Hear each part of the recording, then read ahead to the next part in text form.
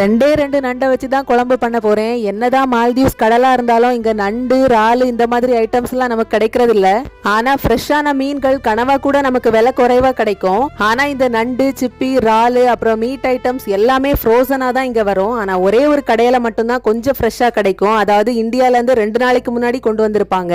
நாங்க நண்டு வாங்க போறதுக்குள்ளாடி அங்க காலி ஆயிடுச்சு. சரி 2 நண்டாவது கிடைச்சி அதை வச்சு ஒரு வாட்டியாவது சாப்பிடுவோம் தான் வாங்கிட்டு வந்தோம். ஆனா அந்த கடையில பாத்தீங்கன்னா 2 டைம்ஸ் 3 டைம்ஸ் ஜாஸ்தியா தான் இருக்கும் விலை அந்த ஃப்ரோசன் ஐட்டம்ஸ் விடைக்கும். வெங்காயம் தக்காளி தேவையான மசாலா எல்லாம் போட்டு நண்டு குழம்பு ரெடி ஆயிடுச்சு. மாதிரி ஐட்டம் செய்யற நேரம் நம்ம தேங்காய் கூட 4-5 முந்திரி சேர்த்துக்கிட்டோம்னா இன்னும் ரொம்பவே டேஸ்ட் சூப்பரா இருக்கும்.